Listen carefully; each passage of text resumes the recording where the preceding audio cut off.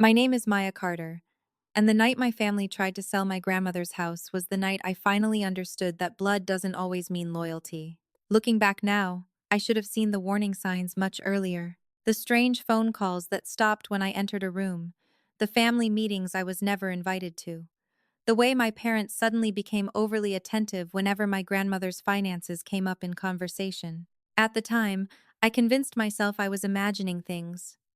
I wanted to believe the best about people I had spent my entire life loving. That was my mistake.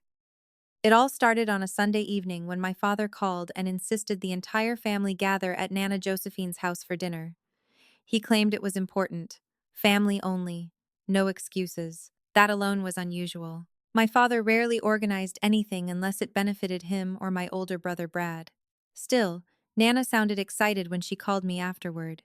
She thought everyone simply wanted to spend time together. She was 82 years old and still believed the people around her cared more about family than money. I wish she had been right. By 6 o'clock that evening, everyone had arrived. Brad pulled into the driveway first in a luxury SUV he could barely afford. His wife Chloe followed behind him carrying an expensive bottle of wine she always brought whenever she wanted to impress someone. My parents arrived shortly afterward. Everyone hugged. Everyone smiled. Everyone acted like we were one big happy family. I noticed something strange immediately. Nobody seemed interested in Nana. They were interested in the house.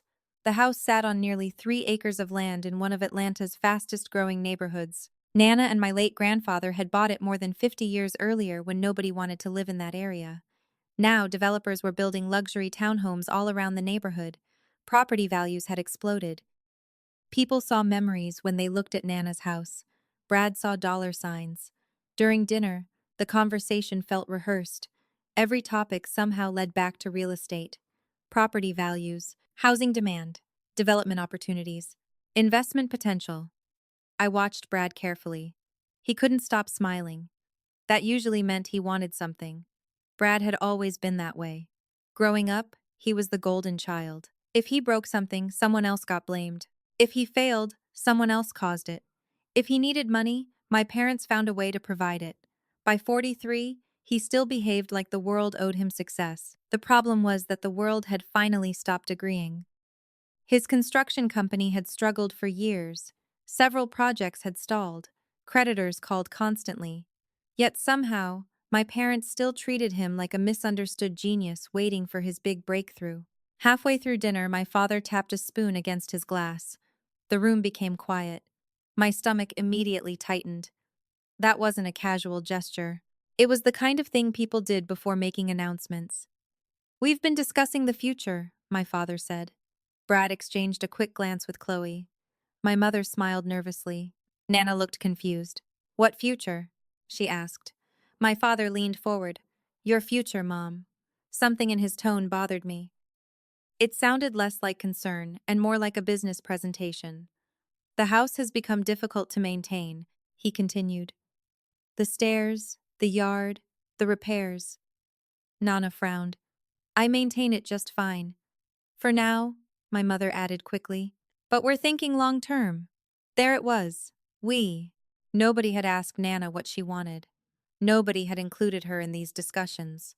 Yet somehow they were already making plans about her life. Brad finally joined the conversation. "A developer made an incredible offer." The room grew still. "What offer?" I asked. Brad smiled. "Enough to change everyone's future." Everyone's future. Not Nana's future. Everyone's. That choice of words wasn't accidental. My father pulled several documents from a folder beside his chair. "We've been exploring options." Nana looked from face to face, confusion slowly becoming concern. "What options?" My mother reached over and squeezed Nana's hand. "A beautiful senior living community." I felt my pulse accelerate. "What?" My father continued as if I hadn't spoken. "Professional care, activities, security, medical support." Brad nodded enthusiastically. "It's actually a great opportunity." Opportunity. Another interesting word. Nobody talked about opportunities when discussing where an elderly woman wanted to spend her final years. They talked about opportunities when money was involved. "Wait a second," I said. "Are you talking about selling Nana's house?" Nobody answered immediately. That told me everything. Nana slowly pulled her hand away from my mother. You're selling my house? My father's smile disappeared. Mom, let's not make this emotional. Emotional. The house where she raised 3 children. The house where my grandfather died. The house filled with 50 years of memories. Apparently caring about those things was being emotional. Brad leaned forward. You'd have your own room. Full-time support. Everything taken care of. Nana looked at him like she didn't recognize him. I don't want to leave my home. The room became uncomfortable.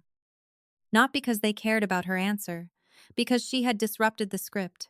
They expected cooperation. My father cleared his throat. We need to be realistic. About what?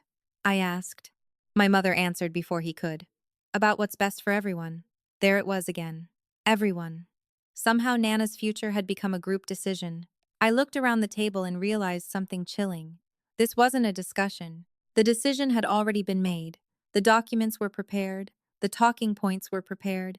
Even the timing felt prepared. They hadn't gathered tonight to ask Nana what she wanted. They had gathered to pressure her into accepting what they already wanted. How much is the developer offering? I asked. Brad immediately became defensive. That's not the point. Which meant it was exactly the point. How much? I repeated. My father sighed heavily. Maya, stop creating conflict. How much? Brad finally answered. 4.2 million. The room went silent. Even Nana looked shocked. Suddenly, everything made sense. The forced smiles, the secret meetings, the carefully rehearsed conversation. Nobody was worried about Nana. They were worried about $4.2 million. I looked at my grandmother. She sat quietly staring at the table. Not angry, not emotional, hurt, deeply hurt. The people she trusted most had spent weeks discussing her future without her. Then Chloe made the mistake that changed everything. She smiled and said, Honestly, Nana, this is probably the smartest thing for everybody. Everybody. Not you. Not your happiness. Not your wishes. Everybody. In that moment, I realized something none of them understood. This wasn't the beginning of a family discussion. This was the moment a family revealed exactly who they were. And judging by the confidence on Brad's face, he believed the house already belonged to him. Brad kept smiling after he said the number, as if $4.2 million had already erased every objection anyone could possibly have. My grandmother sat quietly at the end of the table, her fork resting untouched beside her plate, while my parents watched her with the impatient expressions of people waiting for an old woman to stop being difficult. That was the first moment my anger turned cold. Hot anger makes you speak too fast. Cold anger makes you listen. So I listened. Brad explained the deal like Nana wasn't even in the room. The developer wanted the entire lot. The house would be demolished. 4 luxury townhomes would replace it. My parents would receive what he called a generous family distribution. Brad's company would handle the construction, and Nana would be moved into a senior facility before closing so the property could be cleared without delay. Every sentence sounded polished. Every word had been rehearsed. My mother nodded along like she was attending a charity board meeting instead of helping sell the home her mother-in-law had protected for half a century. It's practical, she said. Your grandmother needs care, and this house is too much responsibility. Nana looked at her. I cook my own breakfast every morning. My mother gave a soft laugh that made my skin crawl. Sweetheart, independence is wonderful, but we all have to be realistic at your age. At your age. Not about your wishes, not about your rights, just age, used like a weapon. Chloe leaned forward, diamonds flashing at her throat. Nobody is trying to hurt you, Nana. This is about legacy. I almost laughed. Legacy? Chloe turned to me with that familiar look of pity she had perfected since childhood. Yes, Maya. Legacy. Something bigger than old wallpaper and sentimental furniture. Brad chuckled. Exactly. This neighborhood is changing. Either we participate in that change or we get left behind. I looked at him. By destroying the one house in this neighborhood that still belongs to the woman who earned it? His smile thinned. You always make everything emotional. My father slammed his palm lightly against the table. Not hard enough to be called violent, but hard enough to remind everyone who expected obedience. Enough. We are not going to let your attitude ruin this opportunity. Opportunity for who? I asked. For the family, he said. For Brad, I corrected. The room went silent. Brad's eyes sharpened. Chloe sat up straighter. My mother's face tightened with warning. My father leaned back as if I had embarrassed him in public. Even though we were sitting inside the house he was trying to take from his own mother. "You have never understood business," Brad said finally. "You appraise estates, you don't build them." I smiled once. "I know the difference between ownership and ambition." His jaw flexed.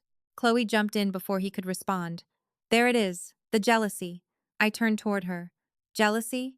"Yes.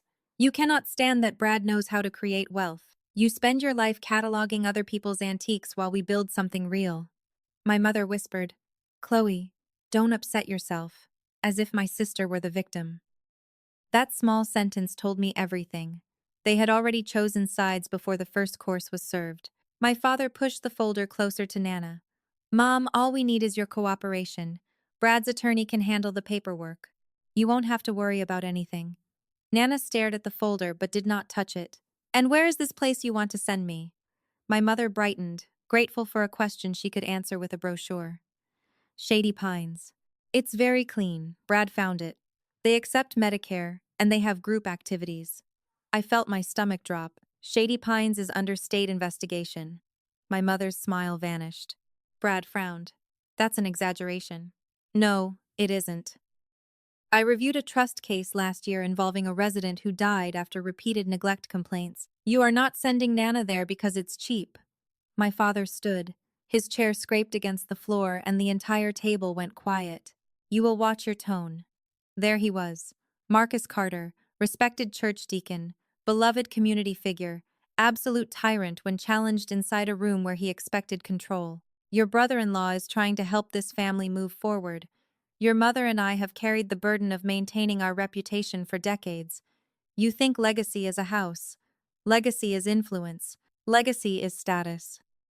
Legacy is being invited into rooms where decisions are made." I looked at Nana's lined hands resting beside her plate. "And she has to lose her home for that?" He pointed at me. "She has to accept what is best for the family." Nana's eyes lowered, but I saw the pain pass across her face. Not weakness. Confirmation. She was finally hearing what they truly believed.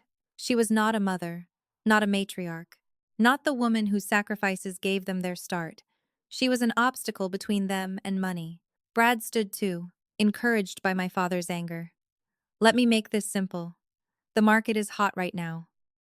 If we wait, taxes rise, maintenance costs increase, and this property becomes a liability." "It is not your property," I said. His expression flickered.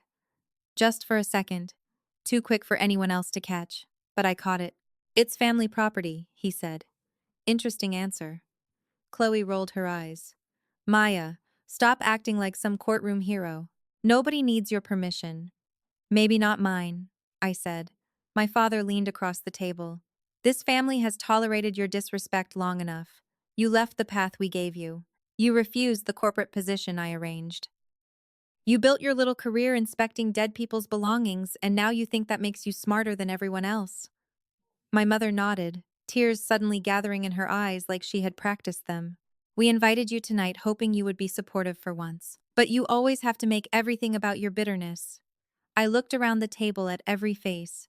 Brad smug, Chloe offended, my mother wounded, my father furious, Nana silent. And in that silence, I finally understood the real purpose of the dinner.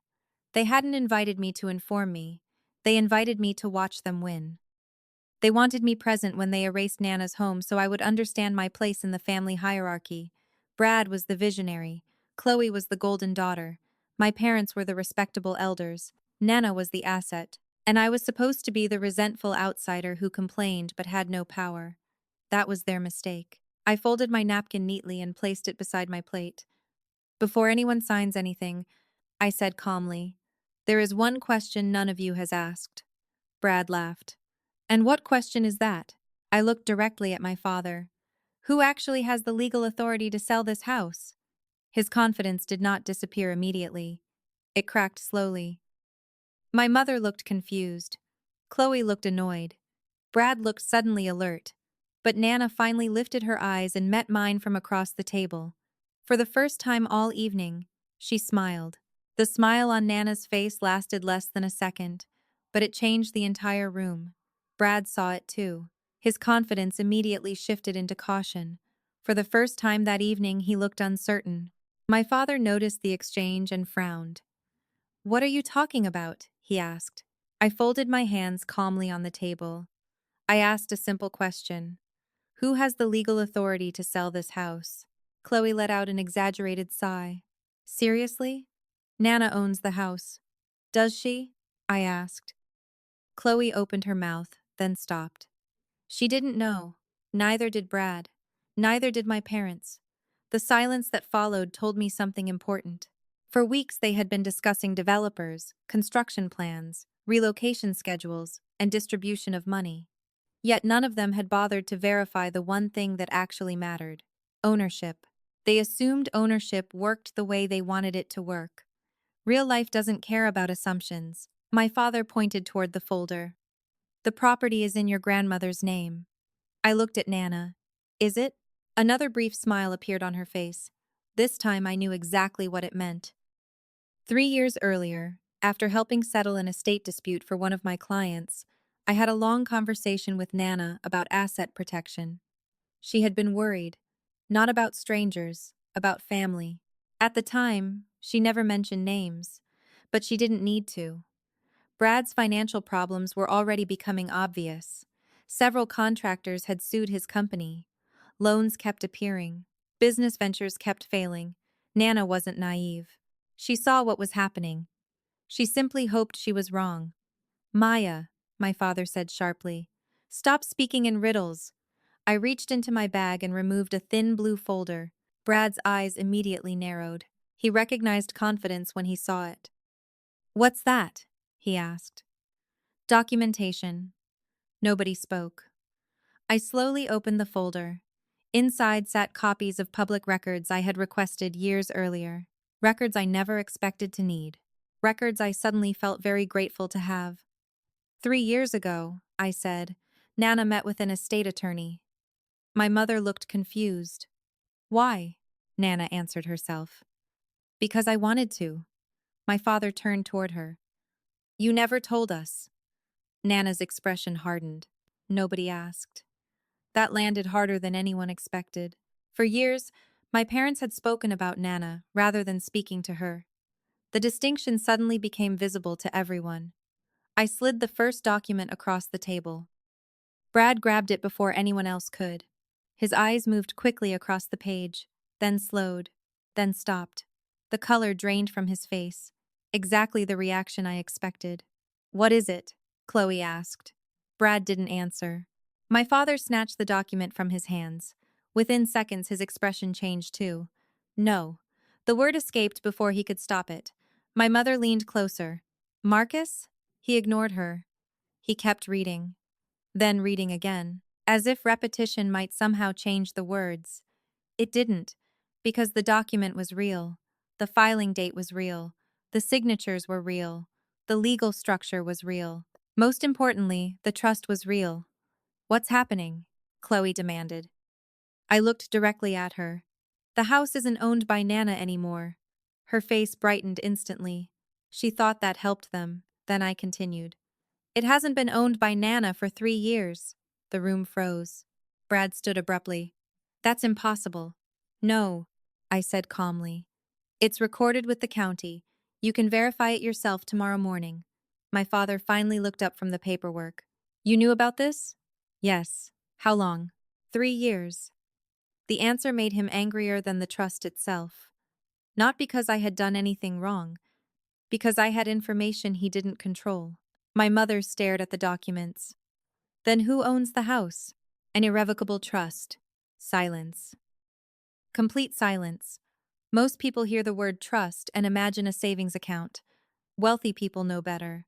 An irrevocable trust changes everything. Assets placed inside cannot simply be sold because someone wants cash. They cannot be seized because a relative made bad decisions. They cannot be casually distributed because a family meeting votes in favor of it. That's the entire point. Protection. Brad finally found his voice. You helped her do this. It wasn't a question. I introduced her to an attorney, I replied. The decision was hers.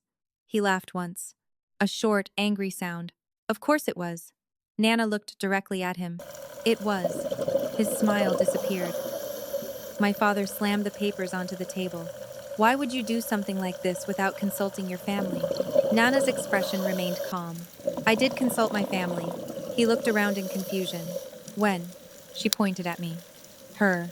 Nobody spoke. That answer hurt them more than any legal document ever could. For years, they assumed Nana depended on them. Now they were discovering she trusted me more than all of them combined. Chloe crossed her arms. Fine. So there's a trust.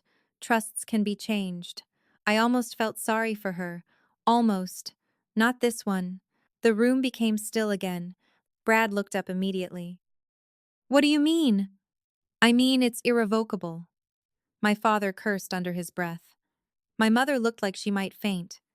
Brad stared at me as if seeing me for the first time. Suddenly his confidence made sense. He had already spent the money in his head. The developer deal, the construction contract, the profits, the debts he planned to erase. Now all of it was slipping away. There has to be a way around it, he said. There isn't. There's always a way. Not legally. That word hit him hard. Legally. Because for the first time all evening, he wasn't arguing about family. He was arguing with property law. Property law doesn't care about feelings. Who controls the trust? My father asked quietly. Finally. The right question. The only question that mattered. I looked around the table. Every face was fixed on me. Brad. Chloe. My parents. Even Nana. Waiting. The entire evening had been moving toward this moment.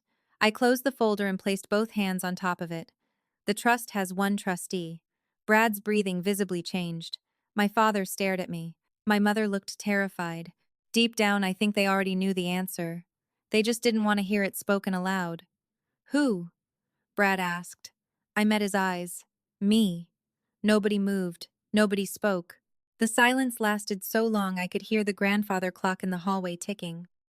Then Brad slowly sat back down. Not because he accepted it, because for the first time all evening he realized he might actually lose. And judging by the look in his eyes, he wasn't going to let that happen without a fight. Nobody spoke for several seconds after I revealed I was the trustee. The silence felt heavier than every argument that had happened during dinner. Brad stared at me like I had personally stolen something from him. My father looked betrayed. My mother looked frightened. Chloe looked offended. The irony was almost funny. They were reacting as though someone had secretly taken their property away, even though none of it had ever belonged to them in the first place. The only person who appeared calm was Nana. She sat quietly at the end of the table watching everyone finally confront reality. Brad recovered first. He always did. Years of failing had taught him how to move quickly from shock to anger. This is insane, he said. You made Maya trustee? Nana didn't flinch. Yes. Why? His voice cracked with frustration. Because I trust her. The answer landed like a slap. My father's face hardened immediately. Mom, that's unfair. Nana turned toward him. Is it? My father hesitated. For perhaps the first time in years, he found himself without a prepared response. We're your family, my mother said softly. Nana looked at her. Family doesn't automatically earn trust. Nobody knew what to say to that. The room had shifted. This was no longer about a real estate transaction. It was about years of decisions, years of favoritism, and years of behavior nobody wanted examined too closely. Brad stood and began pacing. This makes no sense. You've always said everything should stay in the family. It is staying in the family, Nana replied. Maya is family. Chloe rolled her eyes dramatically. That's not what she means. I know exactly what she means, Nana said. Her voice remained calm, but something had changed. The sweet grandmother everyone expected to manipulate was slowly disappearing. In her place stood the woman who survived, raising 3 children while working 2 jobs after her husband nearly lost the farm during a recession. People often mistake kindness for weakness. They forget kind people can be strong too. My father leaned forward. Mom, nobody is questioning Maya's character. That was a lie, and everyone knew it. My father had spent years questioning my judgment, my career. and nearly every major decision I made. The difference was that tonight he needed something. People become surprisingly respectful when they need access to money. Nana folded her hands. Then what exactly are you questioning? Nobody answered. Brad finally stopped pacing. Fine. Let's talk honestly. The room immediately became tense. Honest was rarely a good sign when Brad said it. This trust was created because Maya poisoned you against the rest of us. There it was. The accusation wasn't surprising. Brad had always blamed other people when reality didn't go his way. That's not true, Nana said. Then explain it. For the first time all evening, Nana's expression hardened. Not dramatically, just enough for me to recognize the look. I had seen it once before when a contractor tried cheating her after a storm damaged the roof. You want an explanation? She asked. Yes. Brad crossed his arms confidently. He expected her to defend me. Instead, she started talking about him. 3 years ago, one of your suppliers called me. Brad froze. What? He thought I had co-signed a business loan. The room became very quiet. My father looked confused. My mother looked worried. Chloe suddenly seemed interested in the tablecloth. I hadn't signed anything, Nana continued, but somebody had listed me as a personal reference. Brad's face darkened. That was a misunderstanding. Nana ignored him. 6 months later, another creditor called. Nobody interrupted. Then another. My father turned slowly toward Brad. What creditors? Brad immediately became defensive. Business issues, normal business issues. Nana shook her head. Normal business issues don't involve collection agencies calling an 80-year-old widow. That sentence hit harder than anything I could have said, because it was true. Brad wasn't being judged for struggling in business. He was being judged for dragging Nana into problems she never created. My mother looked horrified. Brad, is that true? It wasn't a big deal. Wrong answer. Everyone in the room knew it. Nana continued. Then came the day you asked me to use the house as collateral. Complete silence. Brad looked like he wanted to disappear. My father stared at him in disbelief. Chloe looked down at her lap. Nobody had expected this. Not even me. Nana had never shared that story before. You asked her what? My father said. Brad rubbed his forehead. It was just a conversation. No, Nana replied. It was a request. Her eyes never left him. You wanted me to risk the only major asset your grandfather and I spent our lives building. Brad's voice grew louder. Because I had a development opportunity. Because you had debt. Another direct hit. My father sat back heavily in his chair. The room felt different now. Smaller somehow, less comfortable. Brad wasn't the successful businessman everyone pretended he was. He was a man carrying financial problems nobody wanted discussed publicly. Nana looked around the table. That was the day I met with an attorney. Nobody moved, not because of Maya. She pointed toward Brad. Because of you. Brad's face turned red. So one mistake? One mistake? Nana interrupted. The room froze. Nana almost never interrupted anyone. You call years of borrowing, years of excuses, years of promises, and years of bad decisions one mistake? Brad had no answer. For the first time all evening, the golden child looked exactly like what he was, a man who expected everyone else to absorb the consequences of his choices. My father finally spoke. Why didn't you tell us? Nana looked at him sadly. Because every time I raised concerns, you defended him. That answer hurt more than anything else. My father knew it. So did my mother. Deep down, everyone at the table knew it. Brad failed. They rescued him. Brad borrowed. They excused him. Brad blamed others. They believed him. The pattern had existed for decades. Chloe suddenly stood. This conversation is becoming ridiculous. She grabbed her purse. We're being treated like criminals. Nana looked directly at her. Nobody called you criminals. Chloe hesitated.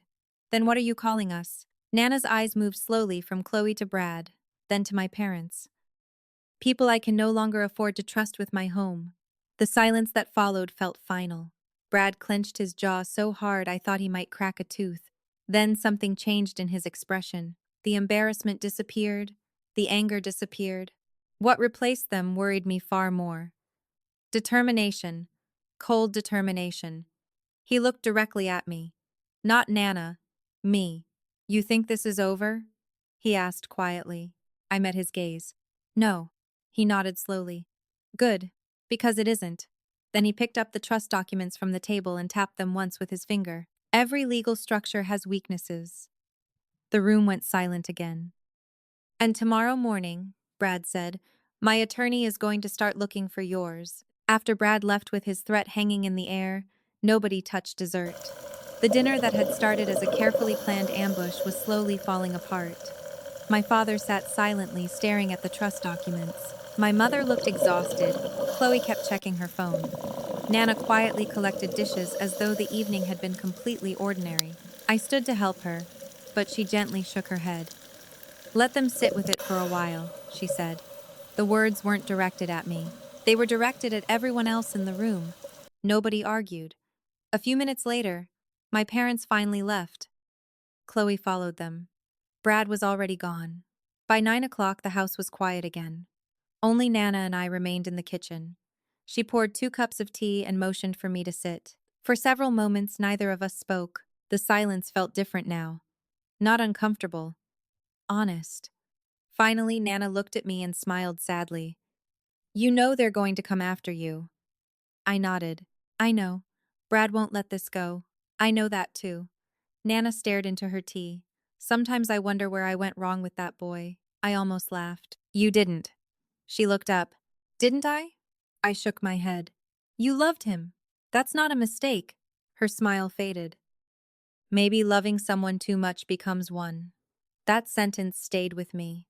Because deep down, everyone in our family knew Brad had spent most of his life protected from consequences. Every failure became somebody else's fault. Every problem became somebody else's responsibility.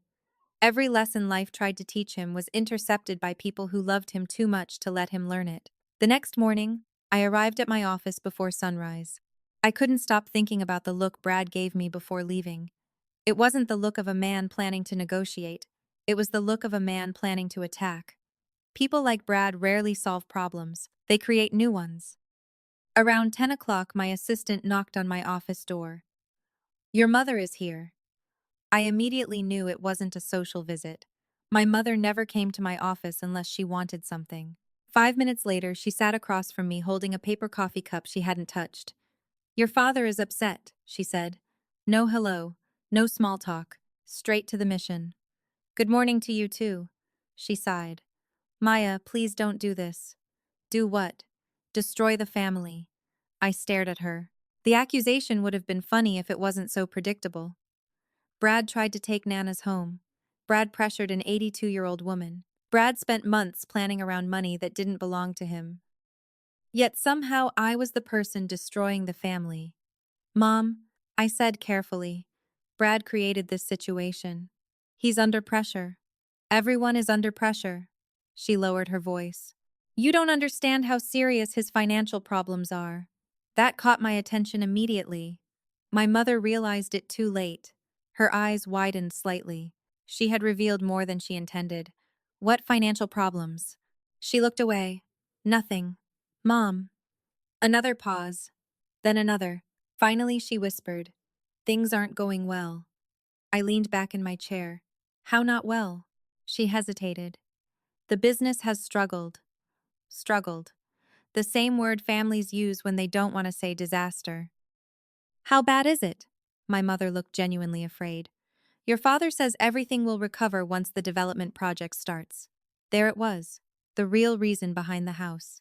Not family, not Nana's health, not long-term planning. Desperation. Brad didn't want the property because it was valuable. He needed the property because something was collapsing. My mother stood quickly. Just think about it. Then she left before I could ask another question. The moment the door closed, I sat completely still. For years, I had watched Brad fail upward, yet something about my mother's expression bothered me. This felt different, bigger, more dangerous. Around noon, I called an old colleague named David who specialized in commercial real estate research. We had worked several cases together over the years. If anyone could help me understand what was happening, it was him. I need a favor, I said. David laughed. Whenever you say that, somebody ends up regretting their life choices. Probably. Who's the unlucky person this time? I looked out my office window toward downtown Atlanta. My brother, David, stopped laughing. That serious? Very. There was a long pause.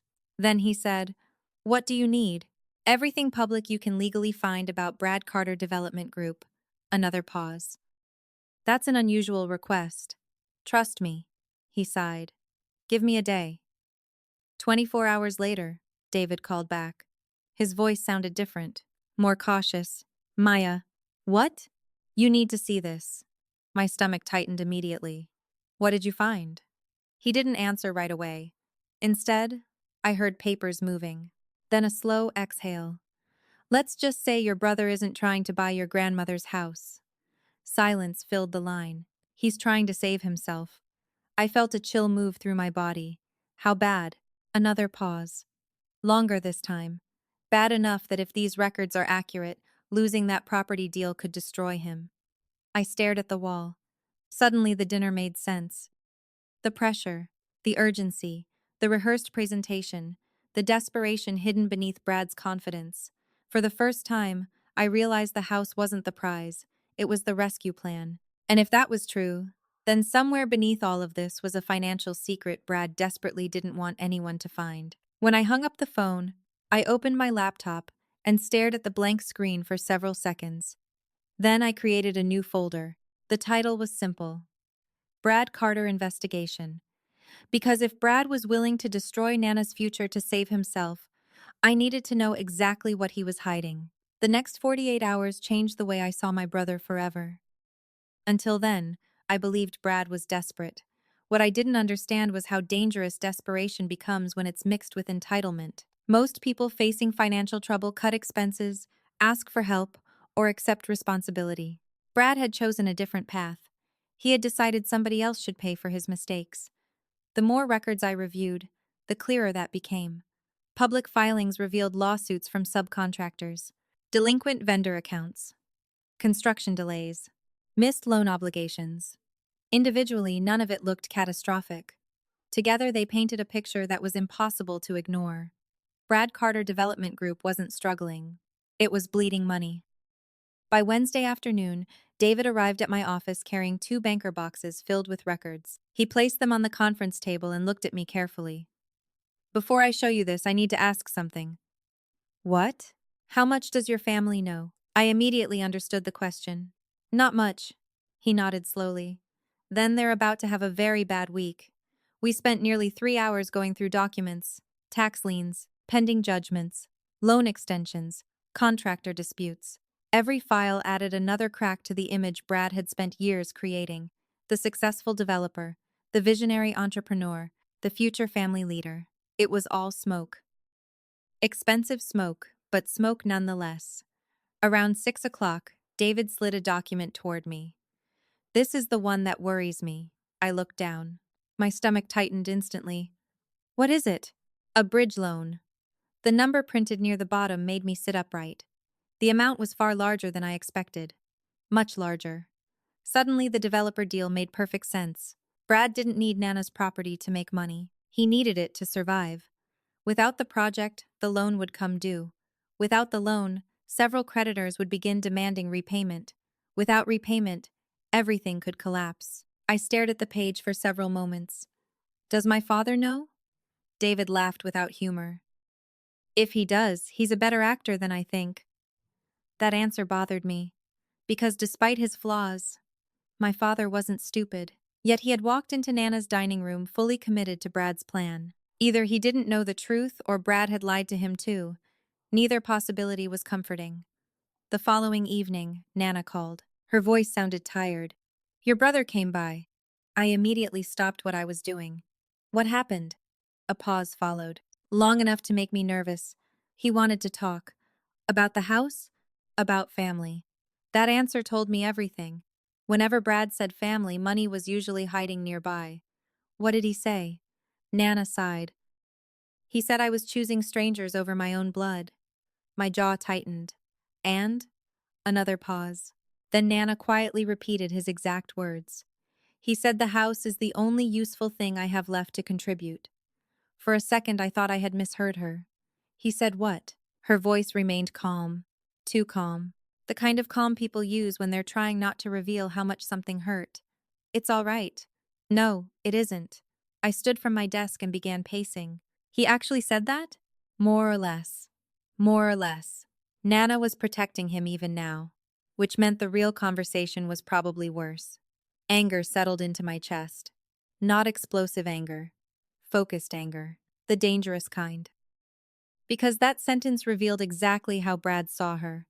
Not as a grandmother, not as a person, as an asset, a resource, a piece of real estate with a heartbeat. What else? I asked. Nana hesitated. He mentioned your grandfather. My stomach dropped immediately. How? He said Grandpa would have wanted the family to move forward. I closed my eyes. There it was. Manipulation. The cheapest kind. My grandfather spent 53 years protecting that home. He built most of it himself. The workshop in the back still contained tools he touched with his own hands. Using his memory to justify selling everything was disgusting. What did you tell him? Nana surprised me by laughing softly. I told him your grandfather would have chased him off the property with a shovel. For the first time all day, I smiled. That sounds like Grandpa. It does. The conversation ended a few minutes later, but the anger remained. Not because Brad wanted money. People need money. Not because Brad had failed. People fail. The problem was what he was willing to sacrifice to escape the consequences. By Friday morning, I decided it was time to stop reacting and start investigating properly. I contacted several sources and requested deeper searches into Brad's business interests. If he was desperate enough to pressure Nana, then there was a strong chance the public filings represented only part of the story. The first results arrived before lunch. What I found immediately made my concern worse. Several companies connected to Brad existed only on paper. Others appeared active despite having little actual revenue. A few transactions looked unusual. Not necessarily illegal, just unusual. The kind of thing experienced investigators notice instinctively. Around 4 o'clock, David called again. This time his voice sounded different. Not concerned. Alarmed. Maya. What now? Silence. Then a slow exhale. I think we've been looking at the wrong number. Every nerve in my body went alert. What do you mean? The debt. Another pause. The amount your family thinks Brad owes isn't even close. I walked to my office window. Downtown Atlanta stretched beneath me in fading sunlight. For several seconds I couldn't speak. How far off? David answered immediately. Let's just say if these records are accurate, losing Nana's property won't cost Brad a project. He paused. It could cost him everything. I stared at the city skyline and felt something shift. Until now, this had been a family dispute. A fight over a house, a fight over trust, a fight over money. Suddenly it felt much bigger. Because people don't become this desperate over ordinary debt. They become this desperate when they're running out of time. And for the first time, I started wondering whether Brad was hiding something even worse than financial failure. After David's call, I stopped thinking about the house as the center of the story. The house was just the bait. Whatever was happening underneath was far bigger than $4.2 million. People don't risk family relationships, reputations, and decades of trust unless the alternative is even worse. The problem was figuring out exactly how bad things had become. The following Monday, David arrived at my office carrying a thinner folder than usual. That worried me more than the larger boxes. Small folders often contain the most dangerous information. He dropped it onto my desk and sat down without speaking. You look terrible, I said. I spent half the weekend chasing records. And? He rubbed his forehead. Your brother is either incredibly reckless or incredibly desperate. That's not new information. For the first time in days, David smiled. Then he opened the folder. Inside sat copies of loan agreements, corporate filings, and several financial disclosures connected to Brad's business network. I reviewed them slowly. Every page made my stomach tighten a little more. The debt wasn't concentrated in one project. It was everywhere. Multiple lenders, multiple obligations, multiple extensions. Every time Brad ran into trouble, he borrowed more money. Every time he borrowed more money, he promised future success would solve everything. It never did. Instead, the hole grew deeper. How much? I finally asked. David hesitated. Based on what we can prove? Yes. He named the number. For several seconds, I genuinely thought I had heard him wrong. That's impossible. I checked twice. And you're sure? Unfortunately, I leaned back in my chair. The amount wasn't just large, it was catastrophic. The kind of number that explains panic. The kind of number that explains why someone would stare at an elderly woman's house and see salvation instead of memories. Suddenly, the urgency around Nana's property made perfect sense. Brad didn't need a profitable project. He needed a miracle. How has nobody noticed this? I asked. David pointed toward another document. Because he's been moving money constantly. I studied the records. Several transfers stood out immediately. Not illegal on their face, just strange. Money moving from one entity to another. Loans being refinanced repeatedly. Obligations being shuffled between companies. It reminded me of someone rearranging furniture in a burning house. The fire remained. It was simply harder to see. Around noon, I received a call from my mother. Her voice sounded unusually cheerful. That alone made me suspicious. "What are you doing tonight?" she asked. "Working." "Cancel it." I laughed. "Why?" "Family dinner." "Again?" A brief pause followed. "Your father wants everyone together." I almost declined immediately. Then curiosity stopped me. Families only schedule emergency dinners when something has changed. "Fine," I said. "I'll come." The moment I walked into my parents' dining room that evening, I knew something was wrong. Brad was smiling. Not his normal confident smile. A relieved smile. The kind people wear after avoiding disaster. Chloe looked happier too. My father appeared almost proud. My mother seemed hopeful for the first time in weeks. Every instinct I had started screaming. Somebody believed a problem had been solved. Dinner barely lasted 20 minutes before my father announced the news. Brad secured a new investor. I looked directly at Brad. "Congratulations." "Thank you." His smile widened. "It's going to stabilize several projects." The statement sounded carefully prepared. Too carefully prepared. "Who is the investor?" I asked. Brad shrugged casually. "Private funding." Another red flag. Real business people love talking about success. People hiding something prefer vague answers. "That's great," my mother said. "Everything is finally turning around." I watched Brad closely. Something felt off. He wasn't celebrating. He was performing celebration. There is a difference. Later that evening, after dinner ended, I waited until everyone left the room except my father. "Who is the investor?" I asked quietly. My father hesitated. Just for a moment. Then he looked away. That was all I needed. He knew something. "Dad." He sighed heavily. "Sometimes families help each other." My pulse immediately accelerated. "What does that mean?" He rubbed the back of his neck. "It means Brad needed support." Every alarm bell in my head started ringing. "Support from who?" My father didn't answer. He didn't have to. The truth arrived before the words did. I saw it in his face, in his discomfort, in the shame he was trying to hide. "No," I said quietly. His silence confirmed it. "Dad." Another pause. Then he finally looked at me. "Your mother and I made a temporary loan." The room felt colder. "How much?" He named the number. I stared at him, completely stunned. "You gave Brad that much money?" "It's a loan." "With what collateral?" His silence answered that question too. "Dad." He looked away again. "We trust him." I couldn't believe what I was hearing. The same parents who spent years lecturing me about responsibility had just handed over an enormous amount of money based on trust. Not a repayment plan, not security. Trust.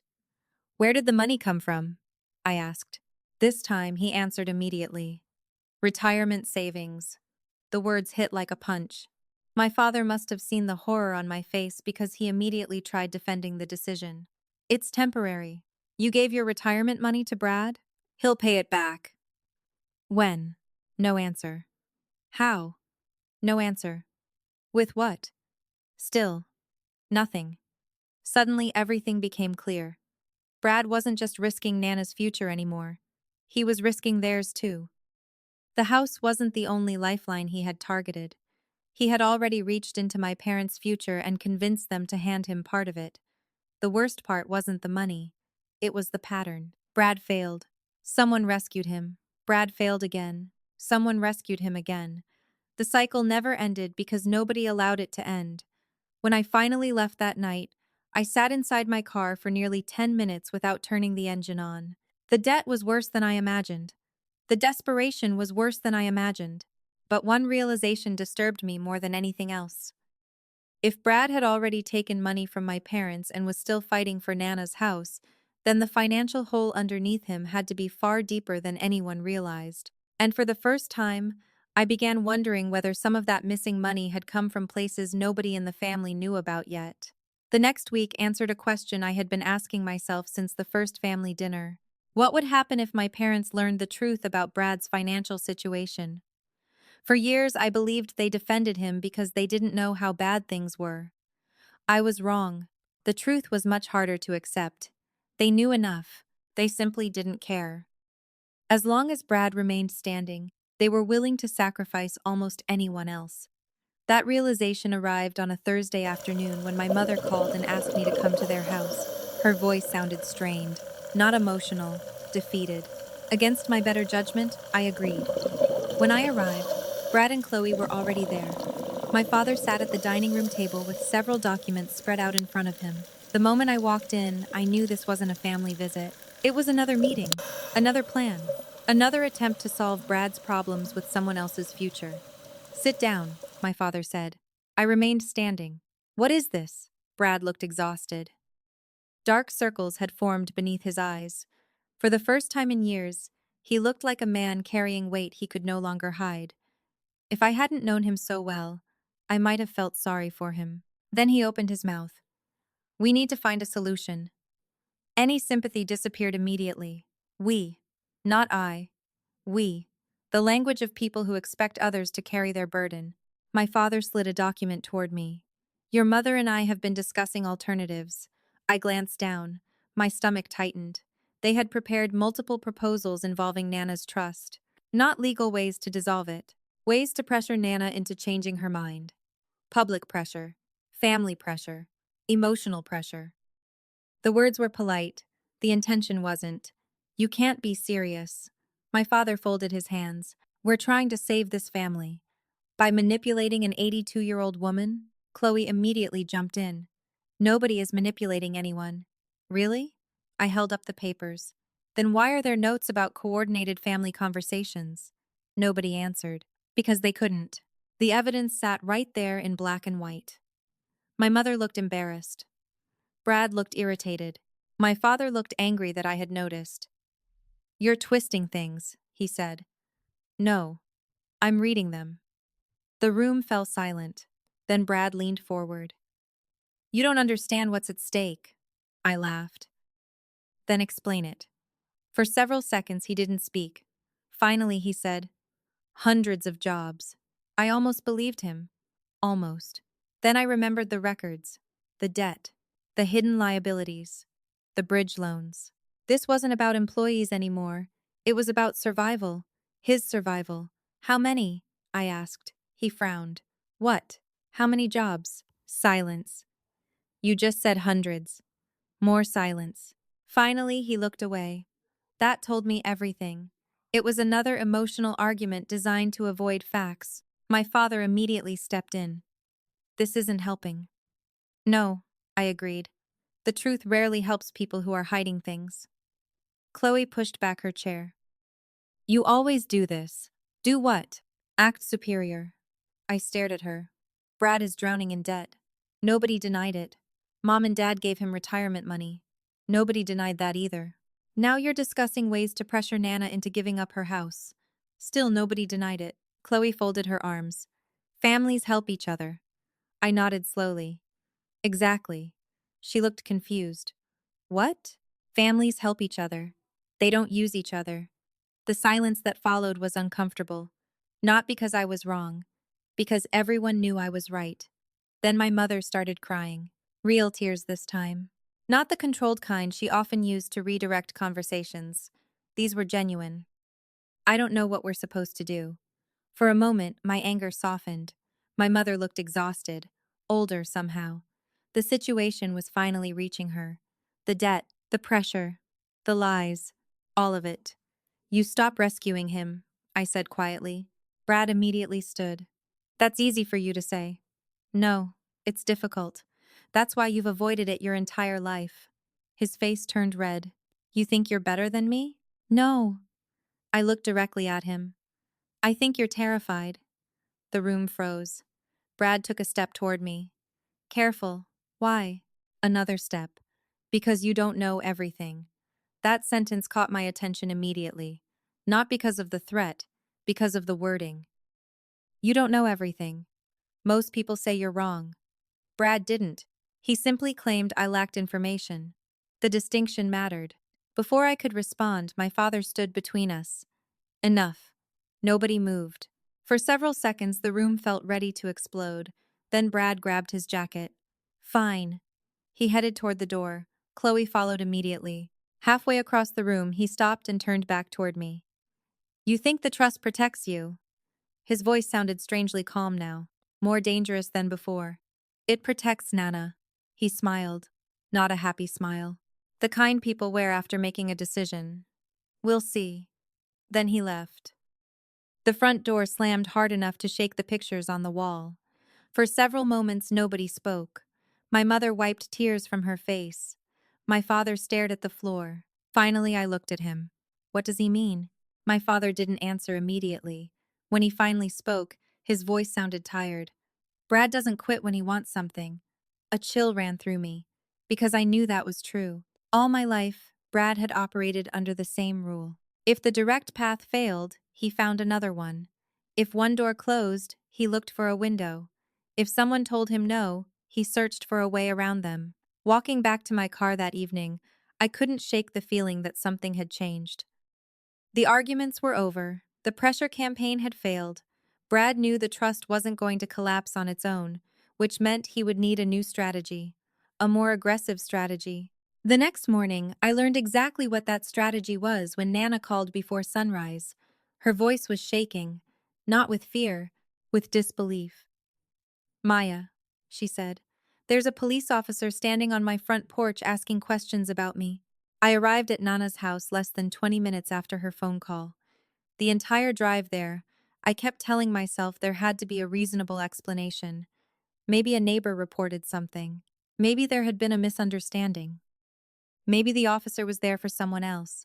Deep down, however, I already knew the truth. Brad had promised he wasn't finished. This felt like the first move of whatever plan he had chosen instead. When I pulled into the driveway, two vehicles were parked outside the house. A police cruiser and an unmarked county sedan. Nana stood on the front porch speaking with a woman holding a clipboard while a uniformed officer remained nearby. The moment Nana saw me, relief crossed her face. That alone made my stomach tighten.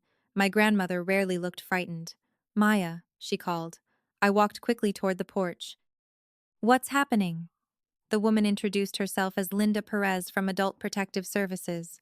My pulse immediately accelerated. APS. This wasn't a misunderstanding. This was an investigation. We've received a report, Linda explained professionally.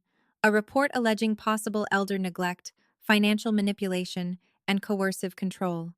For several seconds, I simply stared at her. The accusations were so absurd they almost sounded fictional. Then I remembered who I was dealing with. Brad had failed to gain access to the house. Now he was trying to remove the person standing between him and the property. Nana. Who filed the report? I asked. Linda shook her head. The complaint was submitted anonymously. Of course it was. Anonymous accusations are a coward's favorite weapon. They create damage without accountability. What exactly was reported? I asked. Linda glanced at her notes. The complaint alleges that Miss Josephine Carter is being isolated from family members, pressured into financial decisions, and manipulated by a relative who benefits from controlling her assets. The words hit me like ice water, not because they were true, because they were carefully constructed.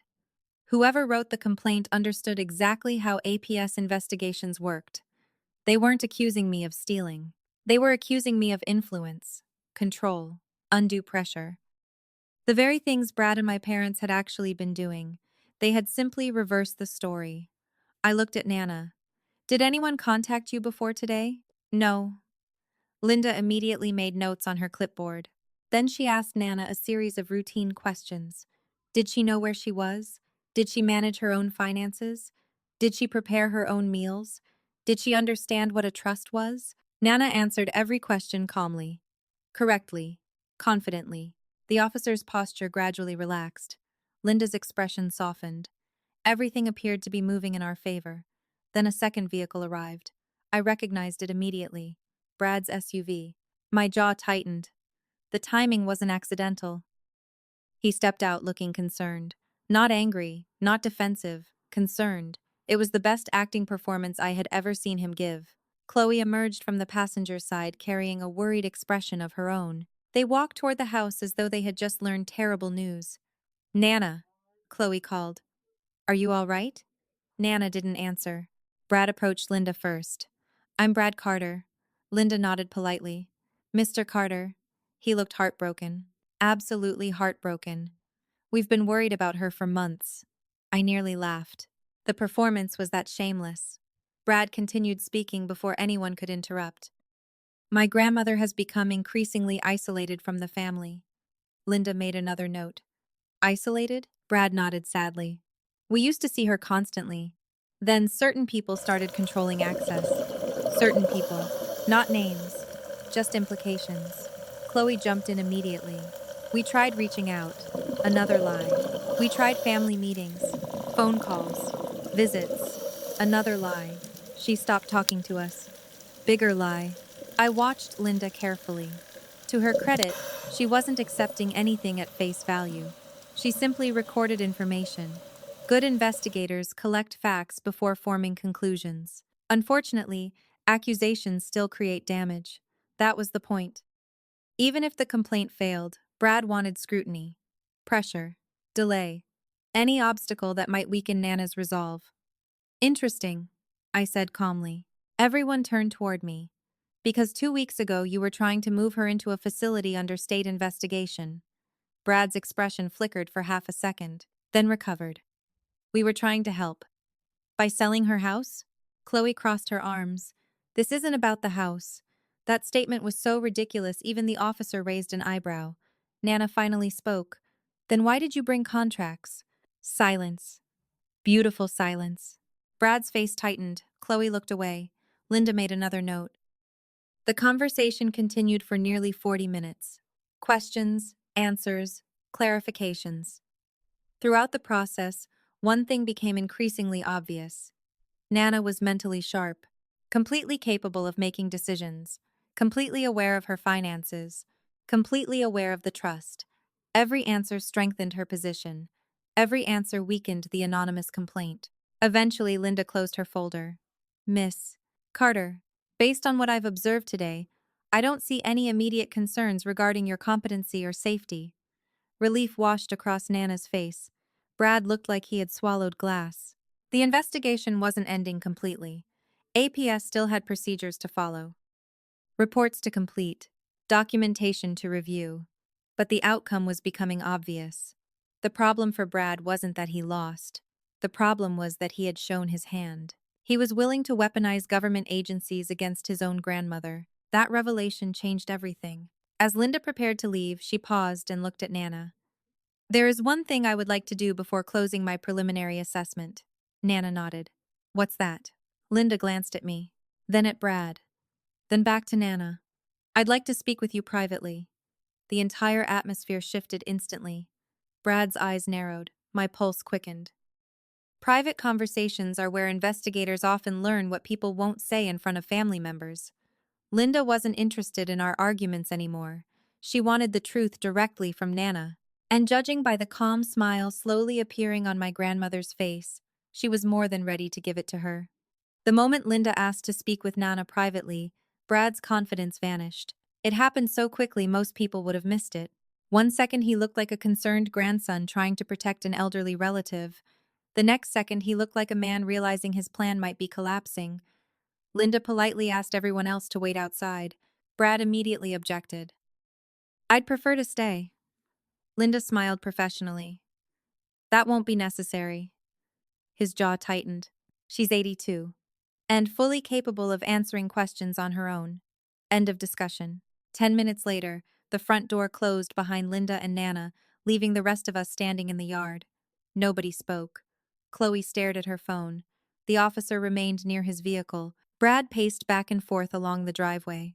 Every few minutes he glanced toward the house, waiting, calculating, worrying. Watching him, I realized something important. Innocent people usually trust the truth to protect them. Brad was terrified of whatever Nana might say. Eventually, he stopped pacing and looked directly at me. "You think you've won?" "Won what?" I asked. "This." He gestured toward the house. "The trust, the investigation, all of it." I laughed softly.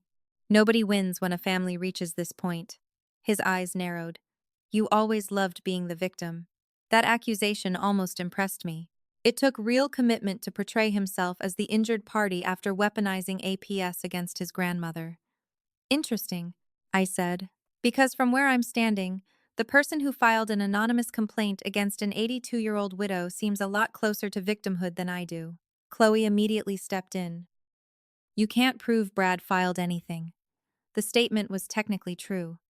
Unfortunately for her, it also sounded rehearsed. Brad shot her an irritated look. She immediately fell silent. Another interesting detail. About 20 minutes later, the front door opened. Linda stepped outside first. Nana followed behind her. The difference in Linda's expression was impossible to miss. She no longer looked cautious. She looked concerned. Not about Nana. About something else. Something she had just learned. Brad noticed it too. "How did it go?" he asked quickly. Linda ignored the question. Instead, she walked toward her vehicle and retrieved a form from the passenger seat. Then she returned to the porch. "Miss Carter," she said, "thank you for your cooperation." Nana smiled. "You're welcome." Linda nodded. "Based on our conversation and my observations today, I see no evidence supporting the allegations in the complaint." Brad's face immediately hardened. The officer looked unsurprised. I felt a wave of relief wash through me. Not because I expected a different outcome, because hearing it spoken aloud mattered. Officially, professionally, publicly. The accusations had failed. Then Linda continued. "However, there is another matter I may need to document." Brad froze. So did Chloe. "What matter?" Brad asked. Linda looked directly at Nana. "Would you like to explain?" Nana smiled. "I'd be happy to." She disappeared briefly into the house and returned carrying a small digital recorder. The moment Brad saw it, all color left his face. My pulse immediately accelerated. I had never seen the recorder before. Chloe looked confused. My father and mother weren't there to witness what happened next, but part of me wished they had been. 3 weeks ago, Nana said calmly, "I started recording conversations involving the property." Nobody spoke. "Why?" Linda asked. Nana looked directly at Brad. "Because I stopped trusting people." The silence that followed felt almost physical. Then she pressed play. Brad's voice filled the quiet afternoon air. Clear, unmistakable. Nobody needed subtitles. Nobody needed explanations. Every word carried perfectly across the porch. At first, the recording sounded harmless. Then it got worse. Much worse. Brad discussing pressure strategies. Brad talking about getting family members to convince Nana to sell. Brad describing the trust as an obstacle. Brad openly admitting the property was essential to saving his development plans. Linda listened carefully without interrupting. The officer folded his arms. Chloe stared at the ground. Then came the worst part. Brad's own voice saying, "If she won't cooperate, we'll find another way." Nobody moved. Nobody breathed. The recording continued.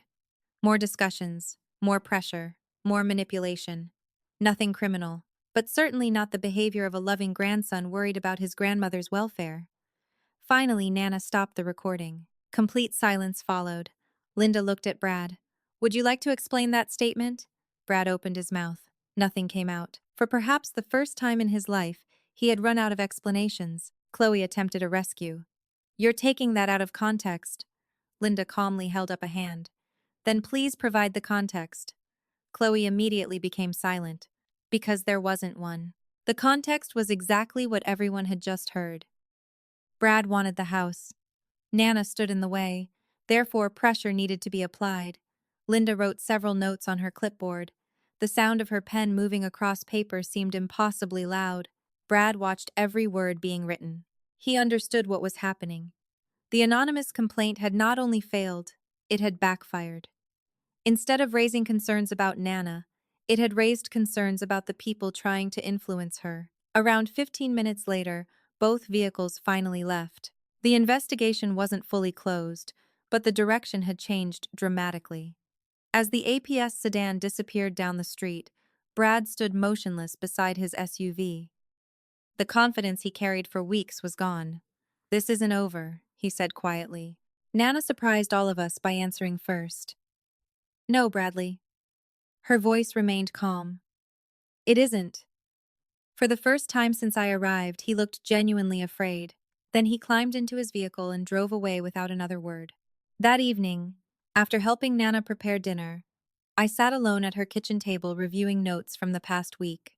Debt records, property records, business filings, investigation reports. The puzzle pieces were finally beginning to connect. Then my phone rang. It was David. The moment I answered, I knew something was wrong. He didn't bother with greetings. "Maya, what happened?" Silence, then a slow exhale. "I found a transaction that shouldn't exist." Every nerve in my body went alert. "What kind of transaction?" More silence. "The kind that makes me think your brother's problems aren't limited to debt." I sat up straight. "What are you saying?" David's answer changed everything. "I think money is missing." The call from David changed the direction of everything.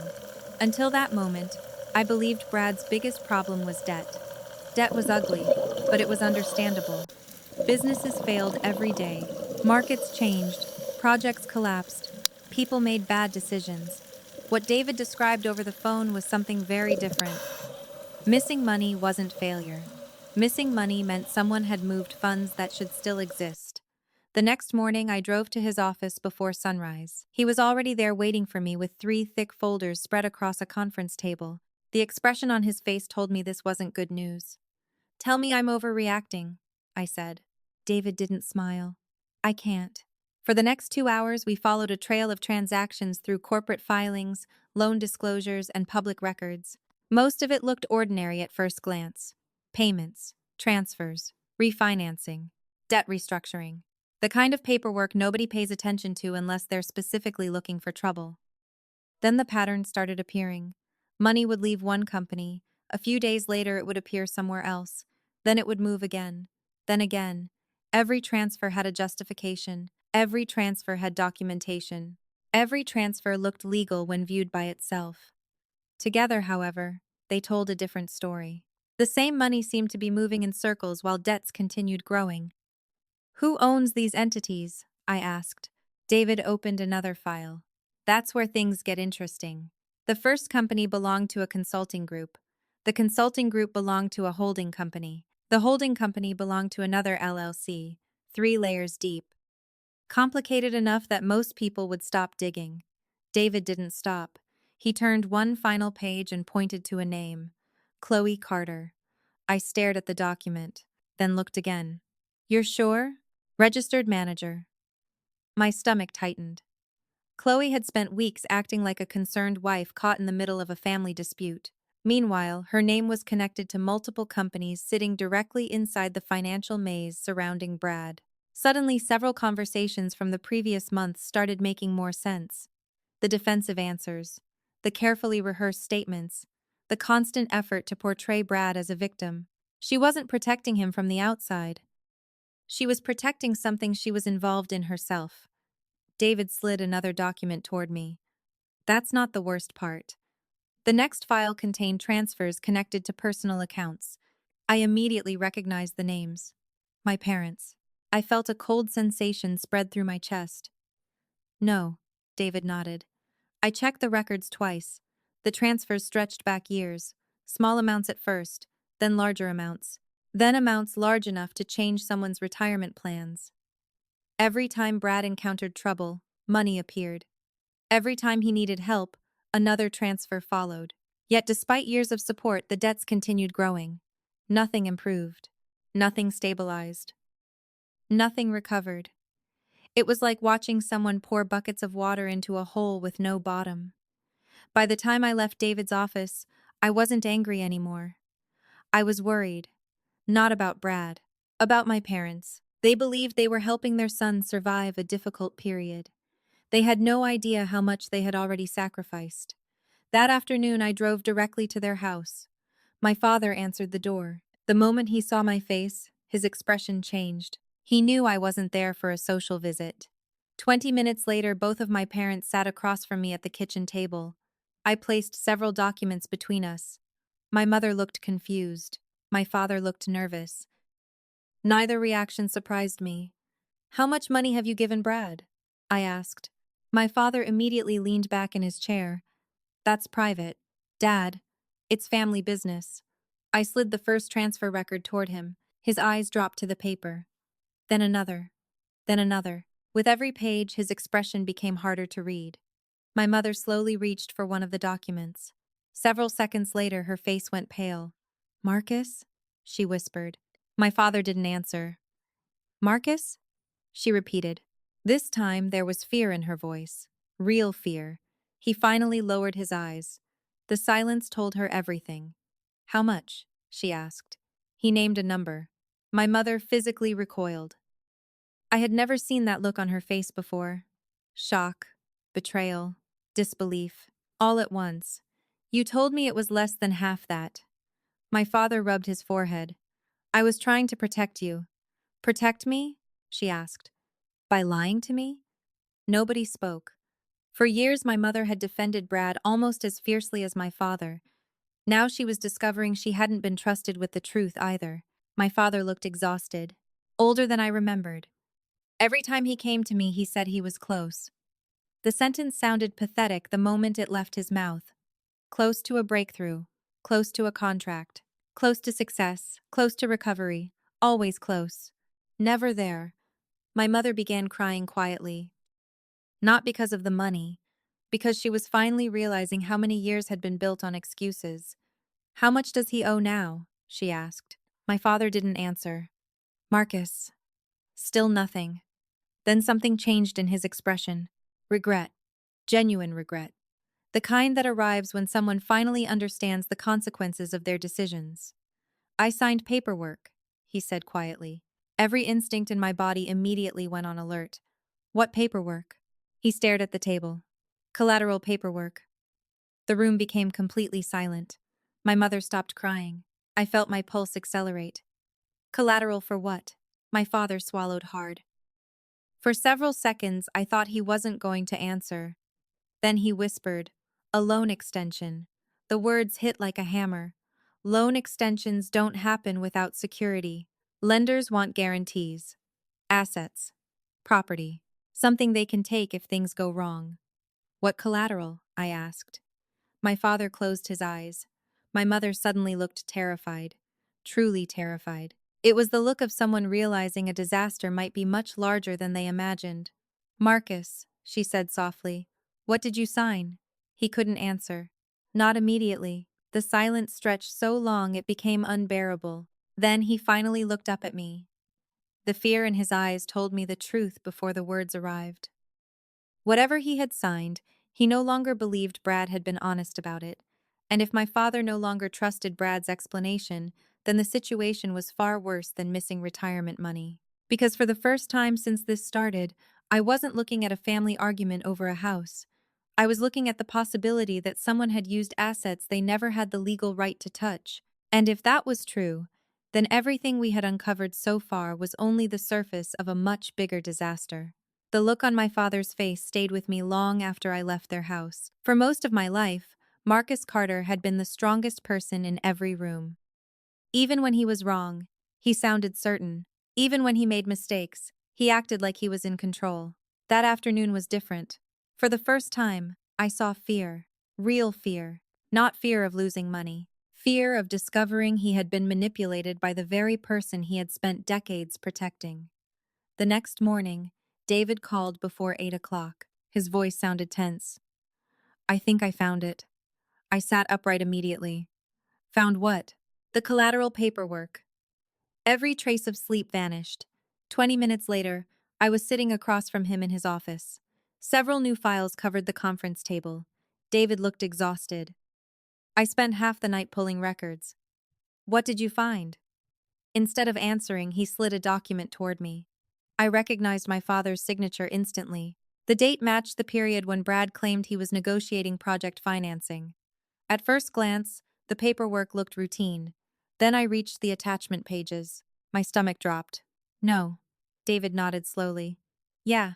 The collateral wasn't business equipment. It wasn't a future contract.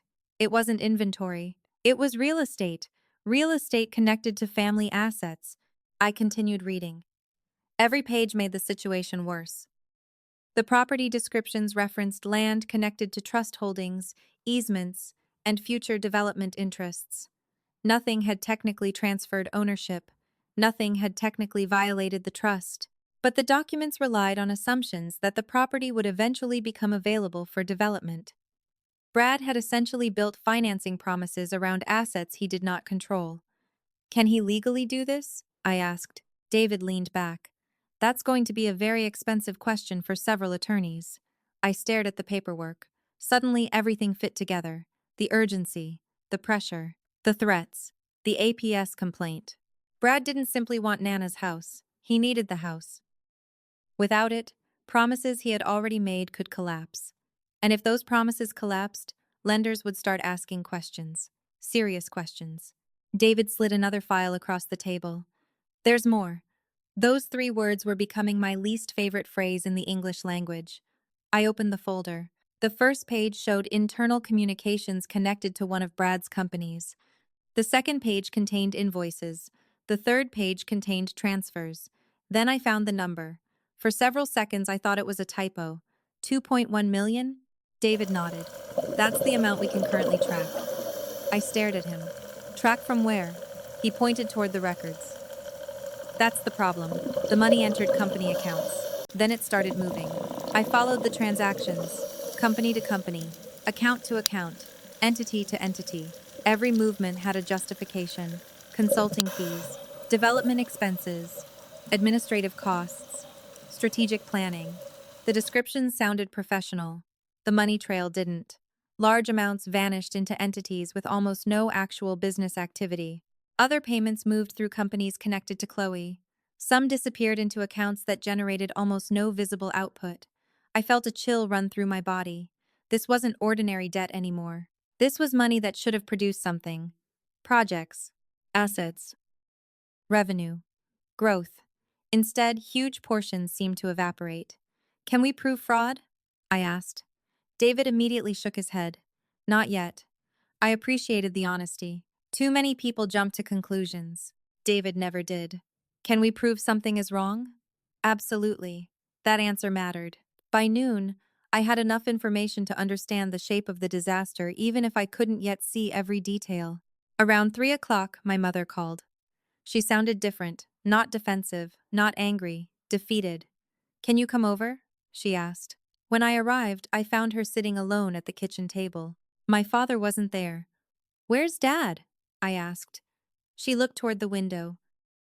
Meeting Brad. My stomach tightened immediately. Why? Because he finally asked the questions he should have asked years ago. I sat down across from her. For several moments, neither of us spoke. Then she surprised me. You were right. Those 4 words might have been the hardest thing my mother had ever said. About what? About all of it. Tears filled her eyes. I kept telling myself he just needed one good break. She laughed bitterly.